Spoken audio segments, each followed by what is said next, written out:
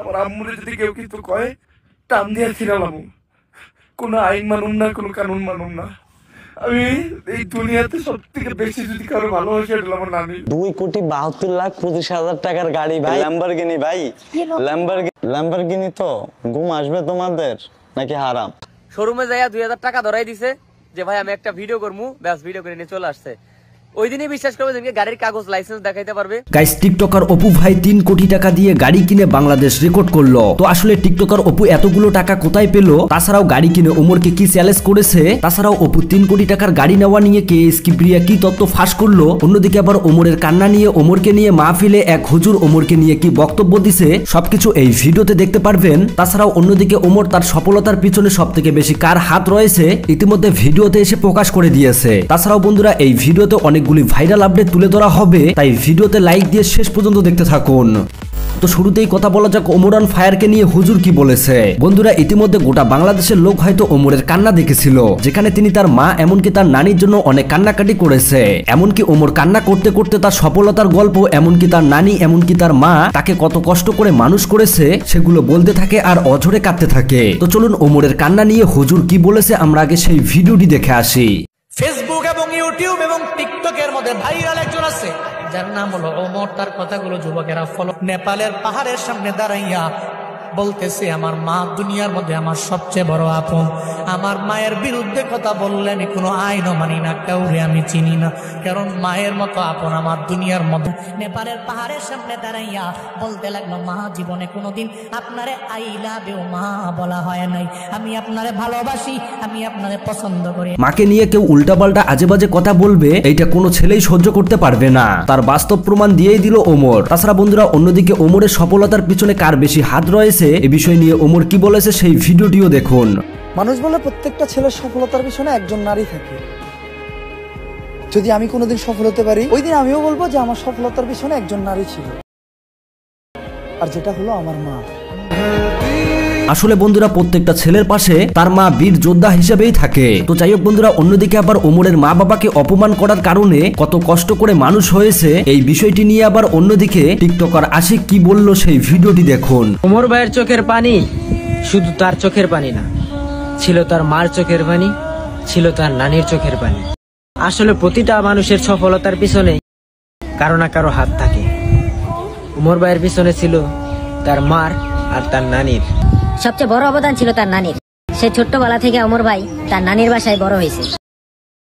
অনেকে অনেক কথা কইছে, ওমর ভাই চোখের পানিগুলা মুছে করে নাও ফিনিশ, সবাইকে একদিন দেখিয়ে দিবা ওমর অন ফায়ার কি জিনিস। আসলে বন্ধুরা, ভালো কাজ করলে মানুষ কোনো না কোনো সময় আপনাকে ভালো বলবেই। যেমনটা ওমর সোশ্যাল মিডিয়াতে কোনো সময় তার ফ্যামিলিকে টেনে আনেনি, এমনকি কোনো অশ্লীলতা ছড়ায়নি, এমনকি সবসময় মানুষকে হাসিয়েছে। তো যাই হোক, অন্যদিকে আবার ওমর অন ফায়ারের টিম থেকে রহমান ওমরের কান্না নিয়ে কি বলেছে সেই ভিডিওটি দেখুন। মনে এত কষ্ট নিয়েও যে মানুষের বিনোদন দেওয়া যায়, ওইটা কালকে উমর ভাই লাইভ না দেখলে বুঝতাম না।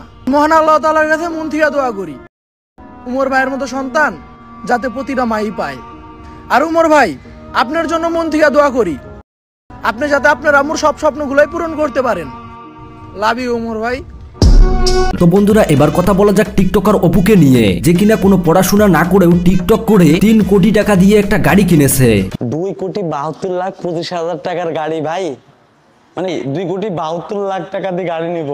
যদি গাড়ির যদি হ্যাডম না হয় তাহলে কি হয় নাকি? ল্যাম্বরগিনি ভাই, ল্যাম্বরগিনি। মানে রীতিমতো অপু বাংলাদেশকে অবাক করে দিয়েছে, যার ফলে অধিকাংশ ছেলেই বর্তমান স্ট্যাটাস দিচ্ছে পড়াশোনা ছেড়ে দিয়ে টিকটক করবে, ছাপরি হবে। মানে কিছুদিন আগেই আমরা টিকটকার অপুকে দেখলাম তার জমানো সব টাকা একটা বাক্সের মধ্যে রেখেছে, কিন্তু হঠাৎ করেই তার কাছ থেকে টাকা কোথা থেকে আসলো? টাকা করে জমাইছি, মানে দুবাইতে আসার পর আমার কখনো টাকা জমানো হয় নাই, কারণ সবাইকে দিতে দিতে আসলে নিজে কখনো নিজের জন্য কিছু জমায় নাই।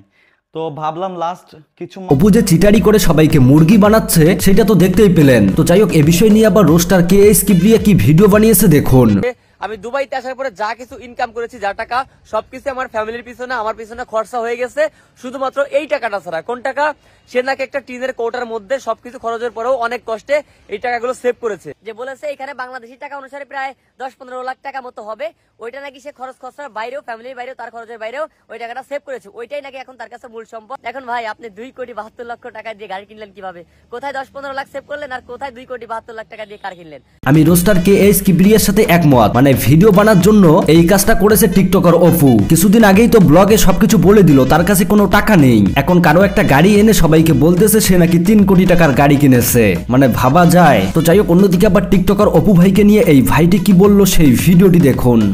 সাউন্ড একটু বেশি হইব, কারণ এই গাড়ির চ্যালেঞ্জার 5 অনেক বড় গাড়ি। এটা দুবাই রাস্তাঘাট কতজনে চালাইছে হিসাব নাই। অপু তুই এই গাড়ি পাল্টায় নতুন গাড়ি ল, কারণ এই গাড়ির ফিস্টন মিস্টন বাদ হয়ে আছে। এই গাড়ি চালায়া মজা পাইতি না জায়গায় জায়গায়। ভাইরে ভাই, কথাগুলো কিন্তু কড়া কড়া ছিল। তো যাই হোক বন্ধুরা, টিকটকার অপুর এই 3 কোটি টাকার ল্যাম্বার কার নিয়ে আপনাদের মতামত কি কমেন্ট বক্সে জানাবেন। তো এরপরেই দেখুন প্রিন্স মামু লাইলাকে উদ্দেশ্য করে কি টিকটক ভিডিও বানিয়েছে সেই ভিডিওটি। আমাকে যারা হারায় তারা আফসোস না, আমার উপস্থিতির অভাবে হাহাকার করে। তার মানে বুইরা বেটিকে এখনো মনে মনে চায় এই প্রিন্স মামুন, না হলে ছেলেটা দিন দিন এত শুকাইতো না। তাছাড়া অন্যদিকে আবার এই টিকটকার কামরুল নিজেই স্বীকার করতেছে সে একজন বউ ব্যবসায়ী। আচ্ছা কামরুল, পৃথিবীর সবথেকে লাভজনক ব্যবসা কি? এখন কি আমি বলতাম? হ্যাঁ বলো বলো। তাহলে বউ ব্যবসা। বউ ব্যবসা মানে এই ব্যবসার ভিতরে সবথেকে লাভ বেশি, তুমি এটা স্বীকার করো? ভাই তোমার মুখে এই কথাটা শুনে সত্যি আমার খুব ভালো লেগেছে, আই লাইক ইট ম্যান। তো যাই হোক বন্ধুরা, এই ছিল বর্তমান সময়ের খুবই ভাইরাল ভিডিওগুলি। দেখা হচ্ছে পরবর্তী কোনো এক ভিডিওতে। আল্লাহ হাফেজ।